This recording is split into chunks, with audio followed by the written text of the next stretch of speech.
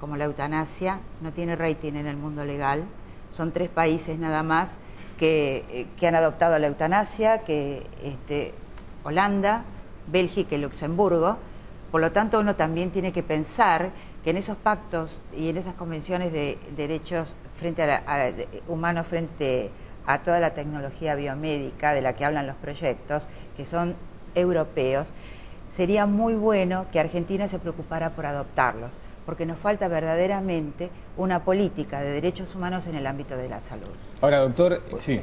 No, iba a decir que no es comparable el caso de San Pedro, porque claro, en este caso, claro, San Pedro no estaba con una muerte próxima, exacto, ni con un pronóstico de muerte exacto, próxima, no, sino no era, que la calidad de vida de él le permitía poder decir lo que dijo y pedir lo que pidió. Pero en el caso de Camila, por ejemplo, que es con un diagnóstico preciso, concreto, de irreversibilidad, no se puede volver atrás.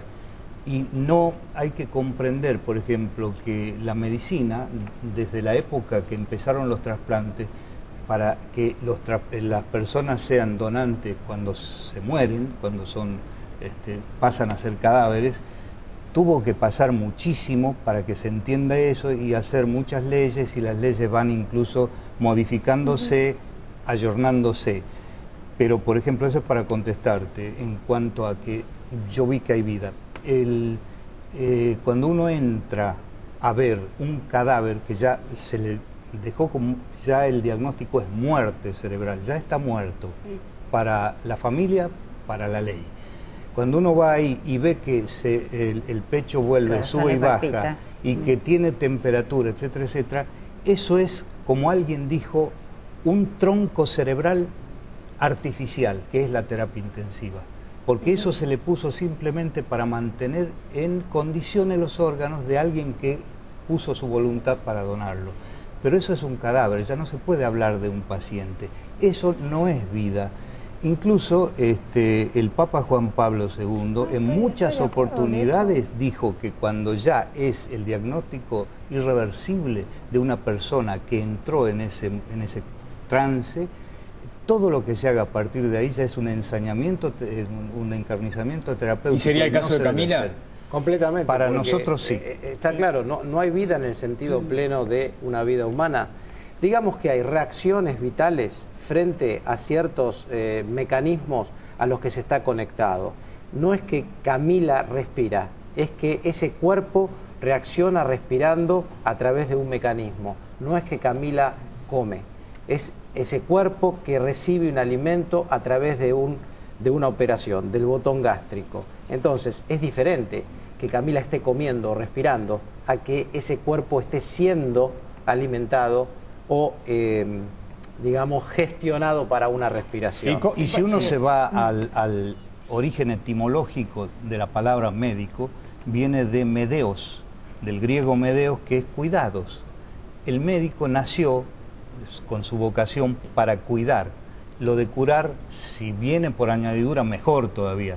Pero el médico tiene que cuidar. Y de ahí el enlace que se hacía con pasar a cuidados paliativos para que con el máximo confort se termine ese sufrimiento o ese estado hasta llegar al punto final. ¿Y distinto es el caso de Cerati, que está en coma y bajo respiración mecánica? No conocemos los datos clínicos, pero yo quisiera, para no consentir algunos datos aquí en la mesa, que toda vida humana es digna, aún en las peores condiciones. Toda vida humana, porque con ese criterio los chicos con parálisis cerebral, que tampoco pueden manifestarse ni nada, entonces tendríamos que decir que no son dignos. O sea, la dignidad es algo totalmente inviolable y realmente nadie se puede apropiar de esa dignidad, porque quien se apropia de esa dignidad lo que hace es perder la propia. Entonces, en ese sentido, toda vida es digna. Lo que pasa es que no se afronta el proceso de vida hasta la muerte en condiciones de la dignidad que merece todo ser, pero que merece el respeto y que es digno por el solo hecho de ser un ser humano que no está muerto, porque Camila no está muerta. Camila está viva, el estado vegetativo permanente es uno de esos casos que no encuadran en el caso de la muerte cerebral, en que hay todo un detenimiento del tronco y del encéfalo que permite el dictamen de muerte. Por lo tanto, Camila no está muerta, Camila está viva y no necesita ninguna ley para que se tome una decisión desde el ámbito médico y desde el ámbito familiar. Usted siguió un caso, el de Patricio Mesa. Es un joven que en el 2001 fue atropellado por un tren mientras estaba en bicicleta en Del Viso. Se lo había desahuciado. Sí, Patricio Mesa fue diagnosticado con muerte cerebral. Los padres no creyeron en ese diagnóstico, lo trasladaron al Hospital Austral, donde estoy en el Comité de Ética. Y el hospital es una familia muy humilde, la familia de Patricio Mesa, y hemos hecho una fundación para que estos casos que verdaderamente vienen desde la humildad, desde la pobreza, puedan ser atendidos en el hospital. Patricio estuvo 8 meses en coma y despertó, pero fue atendido y se le dio toda la recuperación que se podía dar, pero no es el caso de Camila. El caso de Camila es un estado realmente de una lesión cerebral muy severa que no tiene posibilidades de salir adelante. O sea que la Iglesia Católica estaría de acuerdo entonces. Pero para que esto quede claro, ¿no es cierto? Cuando se diagnostica, en este caso supongo que estaría mal diagnosticado la muerte cerebral. Totalmente. No es un diagnóstico de muerte cerebral. No era un diagnóstico de muerte cerebral. Por eso la muerte cerebral puede volver. No. Bueno, porque hay exacto. Hay falencias y hay posibilidades. Por eso el diagnóstico de muerte cerebral no fue aceptado por los padres y se le dio la posibilidad, en esos casos en convenio con el Hospital Municipal de Pilar, se le dio la posibilidad de que viniera a nuestro hospital donde se lo diagnosticó de forma diferente. Patricio no estaba muerto, estaba en coma y fue sacado de esa coma. Patricio hoy, hace varios años de esto, ahora cerca de 10 años, pudo terminar el colegio.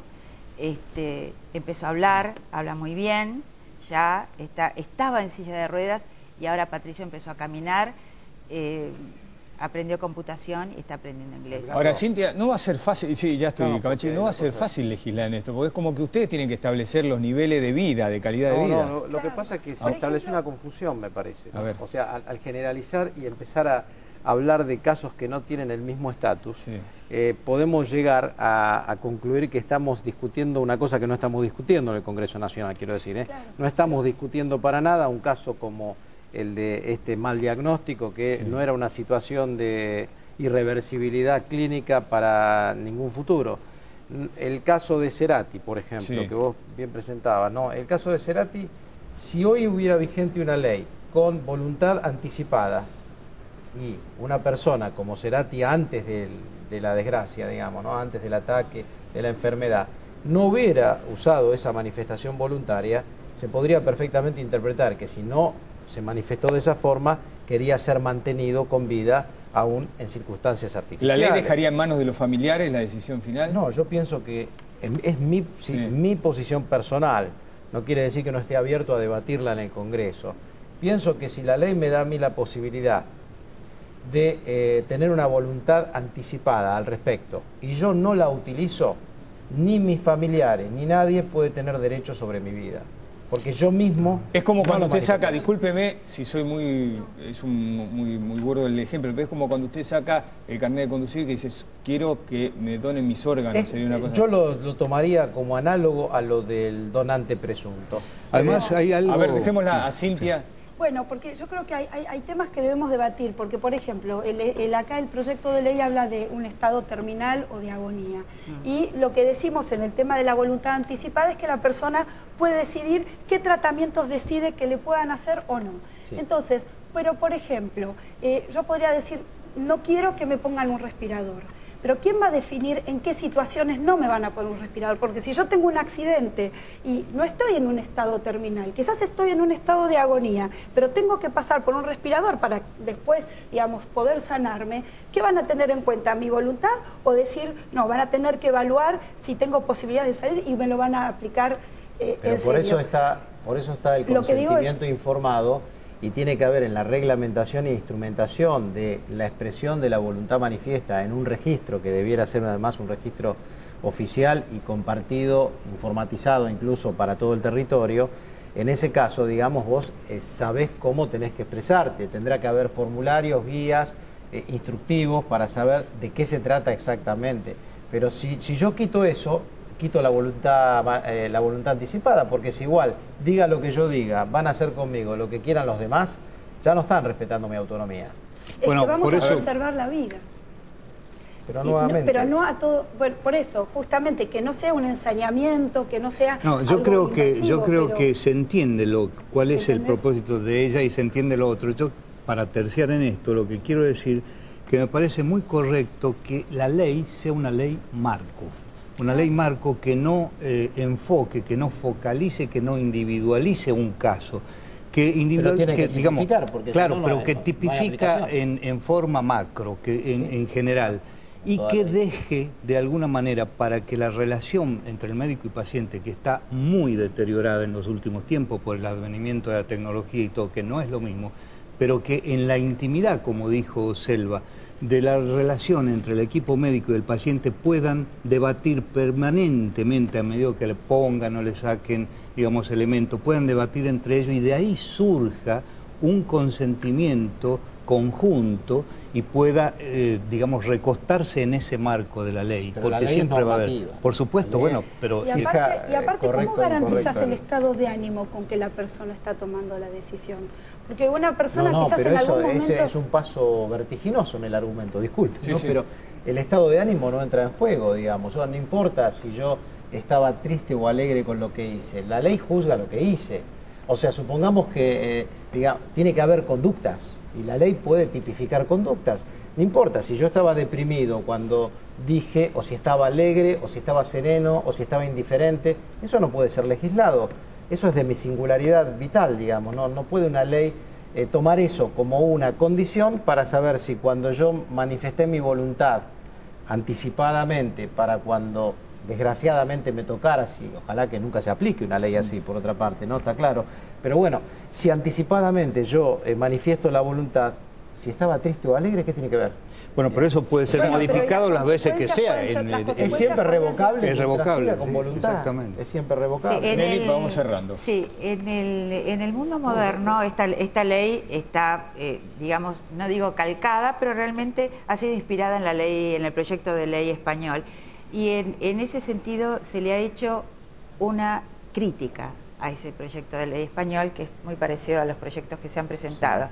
Sí. ¿Y qué es? Que del paternalismo médico se va a una autonomía de la voluntad que no reconoce fronteras en el ordenamiento jurídico y en la lex artis, que es el buen cuidado del médico, y no solamente del médico, de todo el equipo de salud, porque acá no solamente hay médicos, hay enfermeras, hay camilleros, hay un equipo de salud. Por lo tanto, también en ese sentido, me parece que sería interesante que cuando la autonomía del paciente se puede manifestar a través de una directiva anticipada, que esa directiva anticipada no tenga contenidos en contra del ordenamiento jurídico y en contra de lo que es la lex artis, por una sencilla razón. Porque cuando se pueda llegar a aplicar la directiva anticipada, a lo mejor hay un desarrollo médico y farmacológico que permite una recuperación de esa persona, y en ese sentido ya no hubo ni revocación ni tampoco el representante legal que te va a tener que hacer. Va a tener que acatar el desarrollo médico. 30 segundos finales que quería leer. Leo rápido. Sí. A ver, son dos pasajes de un libro que se llama La soledad de los moribundos, que escribió el sociólogo Norbert Elias. Podemos considerar una tarea hacer que la despedida de los hombres y mujeres, el final, cuando llegue, tanto el de los demás como el propio, sea lo más liviano y agradable posible, y suscitar la pregunta de cómo se cumple tal tarea. Actualmente es esta una pregunta que tan solo unos cuantos médicos se plantean de una manera clara y sin tapujos. En la sociedad en general la cuestión apenas se plantea, y aquí, en la sociedad argentina, apenas estamos comenzando ese planteo. Es claro que esto no lo podemos definir solamente diputados, senadores, por nuestro propio juicio y nuestras propias convicciones individuales. Es claro que debemos hacer comunidad de discusión y debernos a nuestros representados, que es la sociedad en su conjunto, que está empezando a tomar, gracias también, es cierto que son disparadores importantes, los que catalizan estas discusiones, como la situación de Camila y antes la situación de Melina, ¿no? Hace poquitos meses atrás. Ojalá que en el Congreso se pueda dar este tipo de Es oportuno debate. una sola línea de Rilke. Rilke dijo, yo quiero morirme de mi propia muerte y no de la muerte de los médicos. Muchas gracias por haber estado en este día tan especial, ¿no? En A Dos Voces. En un ratito el cierre del programa.